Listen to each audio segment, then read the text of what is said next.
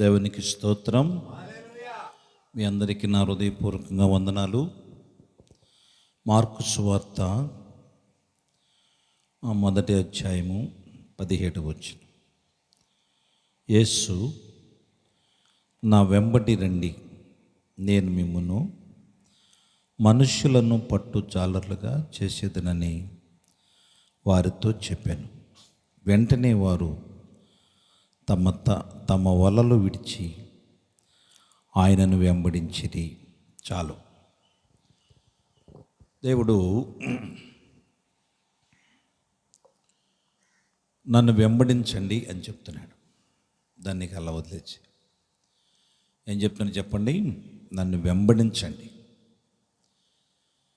చాలామందిని మనం ఇప్పటికి వెంబడించుంటాం. కొన్ని మాటలకి లోబడిపోయి మనం వెంబడించాం. మనం ఏం చూసాం? నష్టాలు చూసాం, కష్టాలు చూసాం, అవమానం చూసాం, నిందలు. కానీ దేవుడు మనకి ఒక మాట చెప్తున్నాడు, మనుషులను పట్టు జాలరం చేస్తా. దేవుడిని వెంబడిస్తేనే ఈ భాగ్యం దొరుకుద్ది. మనుషులు ఎక్కడున్నారు అంటే లోకం అనే సముద్రంలో ఉన్నారు. లోకాన్ని దేవుడు ఏం చెప్పాడంటే ఇది సముద్రం. మనిషి పాపపు ప్రవాహంలో కొట్టుకుపోతున్నాడు. ఇది దేవుడి యొక్క వేదన. దేవుడు ఏం చెప్తున్నాడంటే మీరు మనుషులను పట్టే జాలర్లను చేస్తారు. అయితే మనం ఏం చేయాలంటే, ప్రభుని శిష్యులు 3.5 సంవత్సరాలు వెంబడించారు. ఎన్ని సంవత్సరాలు? 3.5 సంవత్సరాలు. ప్రభు దగ్గర ఏం నేర్చుకున్నారు వీళ్ళు? అదే నేర్చుకున్నారు. ప్రభు సేవలో అద్భుతాలు జరిగినాయి, ఆశ్చర్యకార్యాలు జరిగినాయి. ప్రభు సేవలో సూచక్రియలు జరిగినాయి. ఒక బోధ లేదు. ఇప్పుడు బోధకులు బోళ్ళంతమంది ఉన్నారు, చాలామంది ఉన్నారు బోధకులు. కానీ దేవుని కార్యాలు చూపించేవాళ్ళు లేరు. సేవ అంటే బోధ ఒకటే కాదు, కానీ రోగులను స్వస్థపరచాలి, దయ్యముల చేత పీడించబడుతున్న వారికి విడుదల ఇవ్వాలి, కుంటివాళ్ళని బాగు చేయాలి, గుడ్డివారికి కళ్ళు ఇవ్వాలి. మనిషి తన పాపాన్ని బట్టి ఏదైతే పోగొట్టుకున్నాడో అది యేసుక్రీస్తు దగ్గరకు వచ్చినాక అది మళ్ళీ మనం ఇవ్వగలిగింది ప్రభు సేవ. ఈ సేవ తన శిష్యులకి ఇచ్చాడు, 12 మంది శిష్యులకి ఇచ్చాడు. వారు దేవుని కార్యాలు చేస్తూ దేవుణ్ణి ప్రకటిస్తూ వచ్చారు. వాళ్ళు ఏది ప్రకటించారో ప్రభు కూడా వారు వెనువెంటే ఉండి అవన్నీ నెరవేరుస్తూ వచ్చాడు. అందుకే ప్రజలు ఆయన వెంబడించారు. పేతురు ప్రసంగం చేశాడు. ఒక ప్రసంగానికి 3,000 మంది దేవుడు పట్టుకున్నాడు. ఆయన మరలా ప్రసంగం చేశాడు మరొక సందర్భంలో, 5,000 మంది. అలాగూ వాళ్ళు మనుషులను పట్టి దేవుని రాజ్యానికి వారసులను చేశారు. అందుకే దేవుడు పిలిచాడు, మిమ్మలను మనుషులు పట్టు జాలరుగా చేస్తాను, నన్ను వెంబడించండి. ప్రభుని మనం వెంబడించాలి. ప్రభు నడిచిన మార్గంలో మనం నడవాలి. దేవుడు చేయమన్నదల్లా మనం చేయాలి. దేవుడు అన్నాడు, నన్ను వెంబడించువాడు తను తగ్గించుకుని నా సిలువ ఎత్తుకుని నన్ను వెంబడించాలి.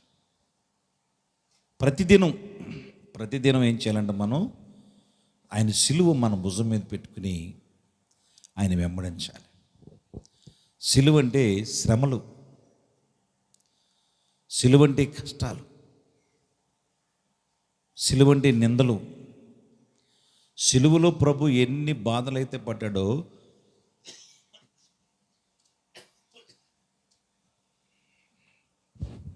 అన్ని బాధలు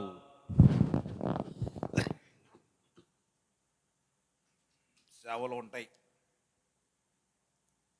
సేవలో ఉంటాయి. మరి బాధలు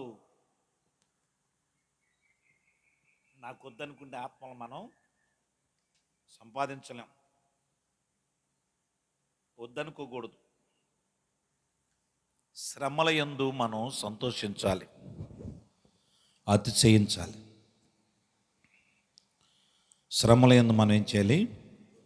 సంతోషించి అతిశయించాలి. యేసు ప్రభుని వెంబడించేటప్పుడు స్వార్థ ప్రకటనలో ఎన్నో దెబ్బలు, ఎన్నో అవమానాలు శిష్యులకి. వాటన్నిటినీ వాళ్ళు సంతోషంగా భరించారు. దేని కొరకు? మనుషుల్ని పట్టుకోవాలి.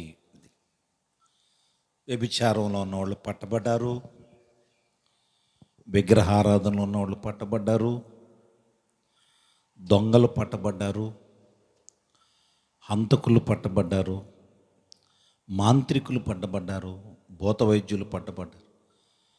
దేవుని సువార్త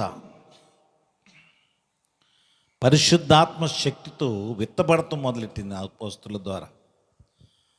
వారు మేడగదిలో ఉన్నప్పుడే దేవుని శక్తి పొందుకున్నారు. ప్రసంగం అంటే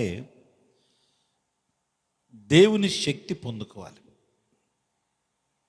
బోధకుడు ఎవరైనా కానీ దైవశక్తి పొందుకుని దేవుని మాటలు ప్రకటించాలి. అప్పుడు ఆ ప్రసంగం ప్రజల హృదయాల్లో పనిచేస్తుంది.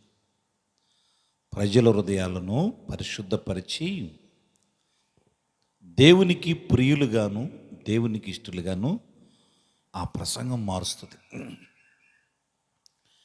ఒక సందర్భంలో పేతురు మాటలంట పొడవబడిని అంట. ఏంటి? హృదయములో గుచ్చబడెను అని రాయబడి ఉంటుంది. దేవుని మాటలు బలమైనవి, దేవుని మాటలు శక్తి కలిగినవి. అవి మనుషుల్ని పట్టుకుంటవి. అందుకే చెప్పాడు, మిమ్మల్ని మనుషులను పట్టే జాలరి. జాలరి అంటే తెలుసుగా మీకు? చేపలను ఎలా పట్టుకుంటారో. చేపలను పట్టుకుని ఏం చేస్తారంటే చంపేసి కూరక.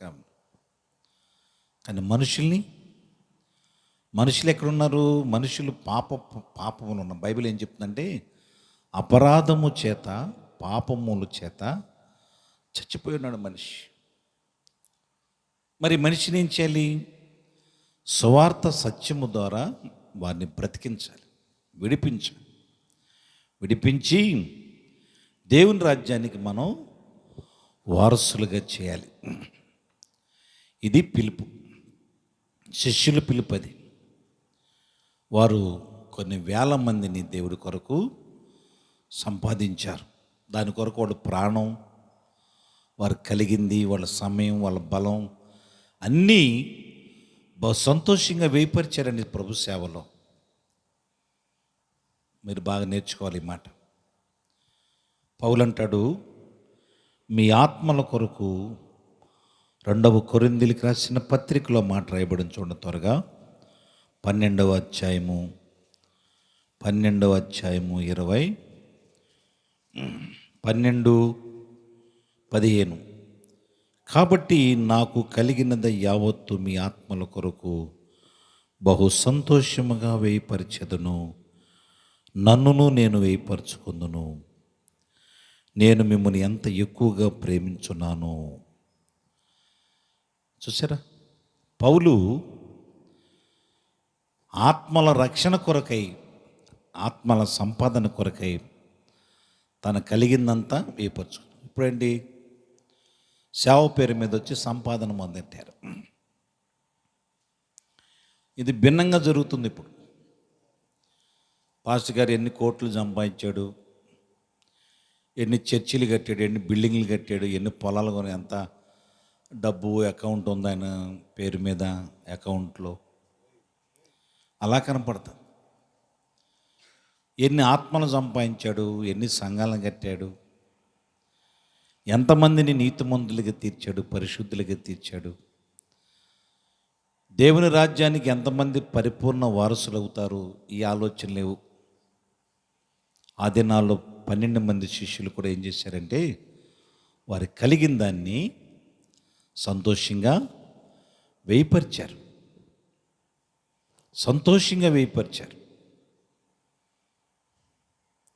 బోధ ఒక్కటే కదండి, బోధ కూడా మనం క్రియల్లోకి చేయాలి, మార్చుకోవాలి. నువ్వు ఏదైతే బోధిస్తున్నావో ప్రజలకి, ఏదైతే మనం చెబుతున్నాం బైబిల్ తీసి దాన్ని మనం చేయాలి. అవును, ఒక పుట్టుకతో కుంటివాడు వచ్చాడు దేవాలయం దగ్గరికి. పేతురు యోహాను ఇద్దరు దేవాలయంలోకి వెళుతున్నారు. అది ఏ కాలం అని రాయబడి ఉంటుందండి? అది ప్రార్థనా కాలం, ప్రార్థన సమయం. అప్పుడు వాళ్ళని చూసి పేతురు, నాకు కలిగినది నీకు ఇచ్చుచున్నాను. ఏమని చెప్పాడు? ఏం కలిగి ఉన్నాడు పేతురు? యేసుక్రీస్తు నామమును కలిగి ఉన్నాడు. నిజంగా యేసు ప్రభు నామంలో ఇన్ని అద్భుతాలు జరుగుతాయి అంటే జరుగుతాయి. విశ్వాసముతో, పవిత్రతతో, పరిశుద్ధతతో, యథార్థ హృదయంతో ఆయన నామాన్ని మనం ఉచ్చరించినప్పుడు లేకపోతే స్మరించినప్పుడు తప్పకుండా అద్భుతాలు జరుగుతాయి. యేసుక్రీస్తు నామములో లేచి నడువు అన్నప్పుడు ఆ పుట్టుకతో కుంటోడు లేచి ఏం చేశాడు? నడిచాడు. నాకు టైం ఎంత ఉందో చెప్తే నేను ముగిస్తాను. కనుక మనం ఎప్పుడు మనుషులను పట్టాలి. ఎప్పుడైతే ఆ కుంటోడు లేచి బాగుపడి మందిరంలోకి వెళ్ళాడు, ప్రజలందరూ చూశారు. చూసి భలే ఆశ్చర్యంగా ఉంది, ఇది పుట్టుకతో కుంటోడిని బాగు చేశాడు యేసుక్రీస్తు నామంలో అని చెప్పి వాళ్ళందరూ కూడా యేసు ప్రభునందు విశ్వాసం ఉంచారు. నోటి మాటలే కాదండి, భక్తిని శక్తి, భక్తిలో దైవశక్తి ఉంది. ఏంటి దైవశక్తి అంటే? కుంటివాడికి కాళ్ళు ఇచ్చింది, గుడ్డివాడికి నేత్రాలు. ఏ నేత్రాలు అవి? యేసయ్యను చూపించాలి, నువ్వు వాళ్ళ కళ్ళు తెరిపించాలి, వాళ్ళ మనోనేత్రాలు మనం తెరిపించాలి బోధ చేత. వారు దేవునితో నడిచేటట్టుగా ఉండాలి. అక్కడే పడి ఉంటారు కొంతమంది. ఆ బేతస్తా కోనేటి దగ్గర 38 సంవత్సరాలు పడి ఉన్నాడు ఒక రోగి. కానీ యేసు ప్రభు చేంజ్ చేశాడు అతన్ని. లేచి వెళ్ళిపో మీ ఇంటికి, దేవుడిని మహింపరచు. పడి ఉన్నవాడిని దేవుడి కొరకు నడిపించాలి.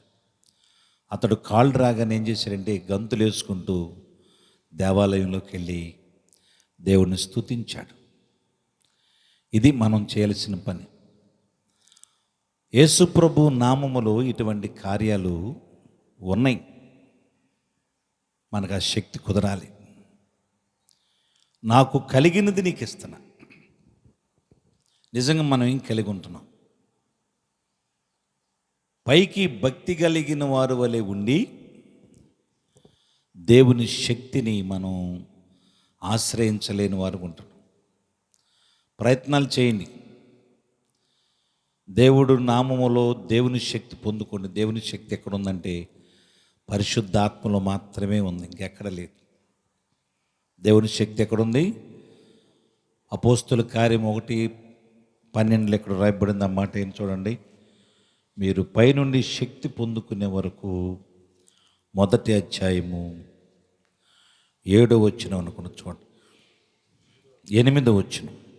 పరిశుద్ధాత్మ మీ మీదికి వచ్చినప్పుడు మీరు శక్తి నొందుదురు కనుక యెరూషలేములోను యోదయ సమరయ దేశములు ఎందంతను బూదిగంతముల వరకు నాకు సాక్షులు ఉందరని వారితో చెప్పాను.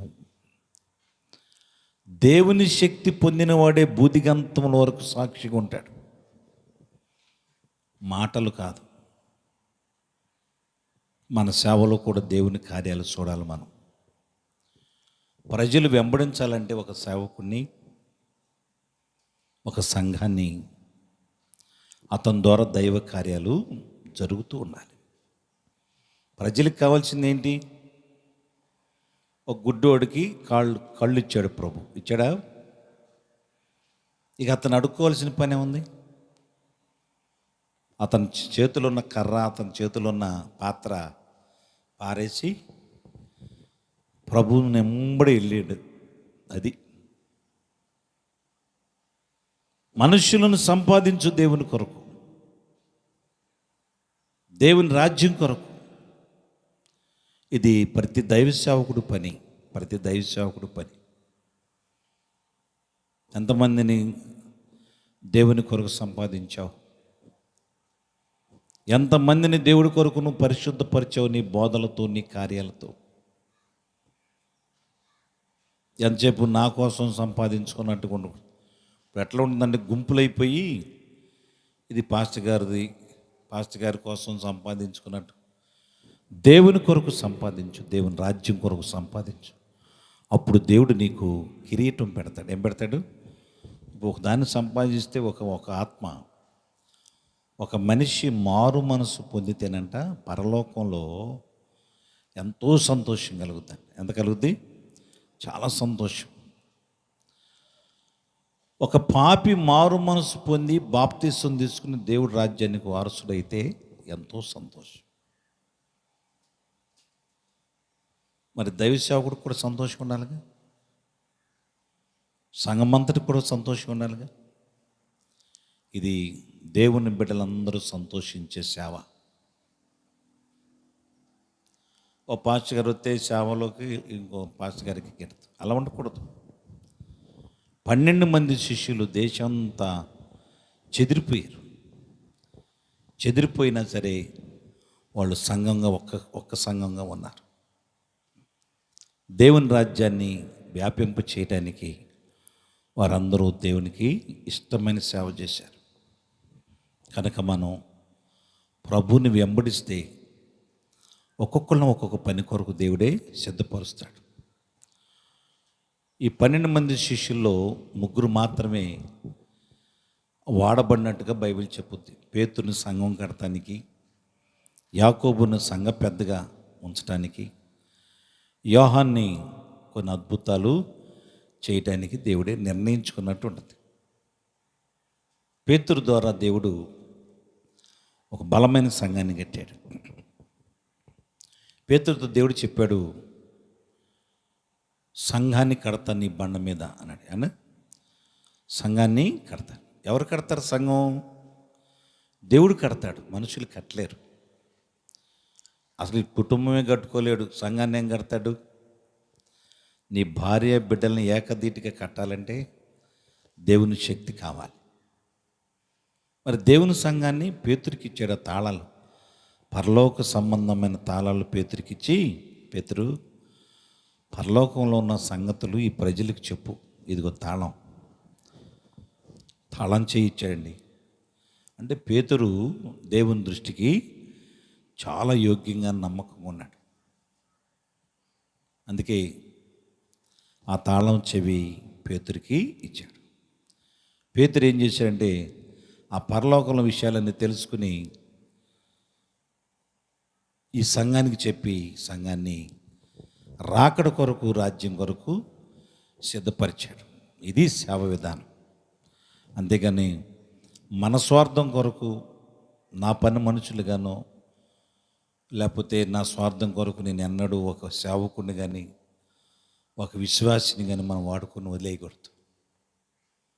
వాడిని దేవునికి, దేవుని రాజ్యానికి మనం వారసులను చేయాలి. ఇది దేవుడు మనల్ని పిలిచింది. నన్ను వెంబడించండి. యేసు ప్రభుని వెంబడించాలండి. మనం ఎవరిని వెంబడించాలి? యేసయ్యని వెంబడించాలి. ప్రభు బిడ్డలందరూ ఎవరైనా కానీ నన్ను వెంబడించండి, దేవుడిని వెంబడించాలి. దేవుడిని వెంబడించడం అంటే ఏంటి? వాక్యాన్ని అనుసరించాలి. వాక్యం ఏమని చెప్పింది? మీరు భూదిగంతముల వరకు వెళ్ళండి. ఎక్కడికి వెళ్ళాలి? సర్వలోకానికి వెళ్ళి సకల జనులను నాకు శిష్యులుగా, మళ్ళీ వీళ్ళ మీద పెట్టడం మళ్ళీ ప్రభు భారం. శిష్యులను చేయండి.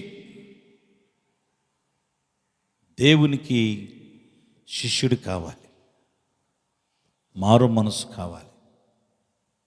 అక్కడ ఏమని రాయబడిందంటే మత్తయి సువార్త 28 చూడండి. మనకు టైం ఎంత ఉంది? ఓకే, 28 చివరిలో ఉంది, చదవండి. మత్తయి సువార్త, నేను మీకు ఏ ఏ సంగతులు ఆజ్ఞాపించానో వాటన్నిటినీ గైకొనవలెను. 28:20.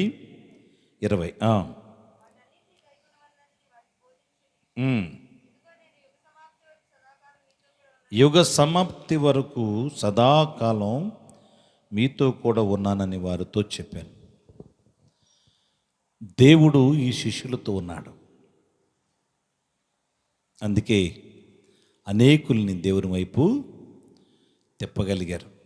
దేవుడు లేకుండా సేవ చేయలేం.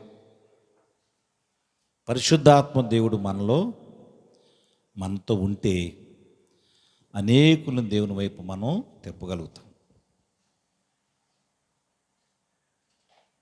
పరిశుద్ధాత్మ దేవుడు బోధించే సంగతులు కావాలి. అందుకే బైబిల్ ఏముంటుందంటే ఆత్మ చెప్పు సంగతులు అని ఉంటుంది. ఏంటి? పరిశుద్ధాత్మ దేవుడు చెప్తాడు సంగతులు, మీరు వినాలి. ప్రతి మనిషి వినాలి. వినినప్పుడు దేవుని వైపు తప్పకుండా తిరుగుతాం. దేవుని రాజ్యానికి వారసులం అవుతాం.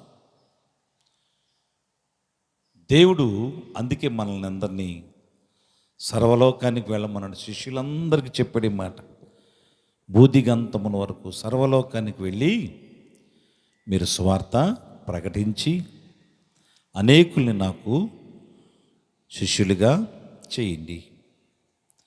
దేవుడు వీళ్ళకి శిష్యులుగా చేస్తే దేవుడు వీళ్ళకి ఏమిస్తాడు? కిరీటిస్తాడు. ఏమిస్తాడు? కిరీటాలు.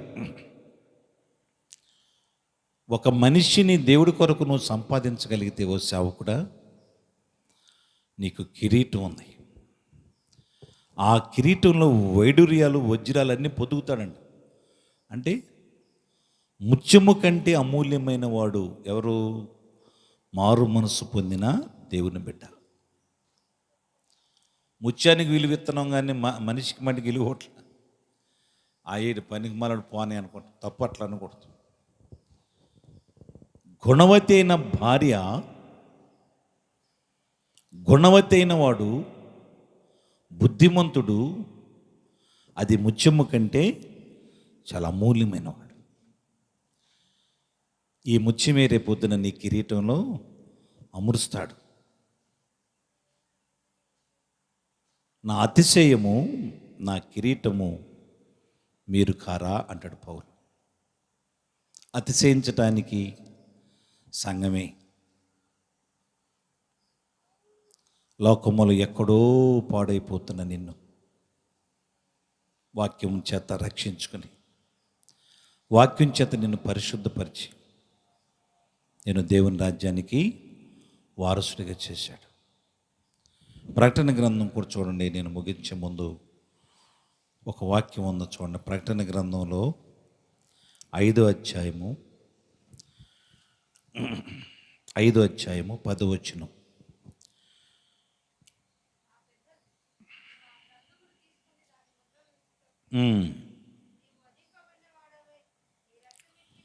నీవు వధింపబడిన వాడవై నీ రక్తమిచ్చి ప్రతి వంశములోను ఆయా భాషలు మాట్లాడు వారిలోను ప్రతి ప్రజల్లోనూ ప్రతి జనములోను దేవుని కొరకు మనుషులను కొని మా దేవునికి వారిని ఒక రాజ్యముగాను యాజకునిగాను చేసితివి. దేవునికి స్తోత్రం. అది స్వరక్తమిచ్చి, యేసయ్య తన ప్రాణమిచ్చి రక్తమిచ్చి ఆయా ప్రజలు, ఆ భాషలో మాట్లాడేవాళ్ళు, ఆయా జనుల్లోనూ కొన్ని ఒక రాజ్యాన్నిగా చేశాడు. అది దేవుని యొక్క ప్రణాళిక. మరి నువ్వేమిచ్చావు? నువ్వు ప్రయాసపడు, రక్తం కార్చు. నువ్వు కూడా 1 తక్కువ 39 కొడ దెబ్బలు 5 సార్లు కొట్టారంట పౌలుని సేవలో. సువార్త దండయాత్రకి వెళితే పౌలు 1 తక్కువ 40 దెబ్బలు, కొడ దెబ్బలు 5 మార్లు, బెత్తముతో 3 మార్లు, రాళ్ళ దెబ్బలు. వాళ్ళకి సన్మానాలు జరగల.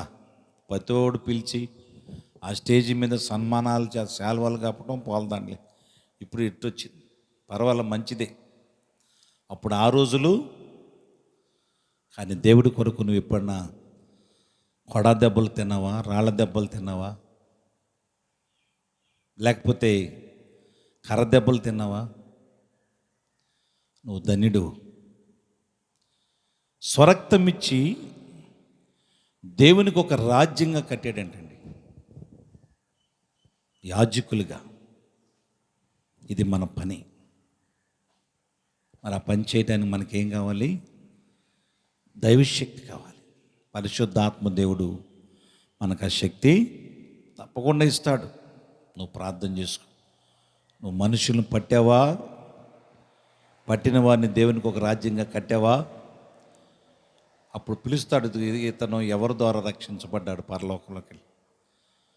నువ్వు ఒక 100 ఆత్మలను సంపాదించావనుకో, పరలోకంలోకి వెళ్ళారనుకో వాళ్ళందరూ. 100 వైడూర్యాలు వజ్రాలు నీకు పెట్టే కిరీటంలో దేవుడు అమరుస్తాడు.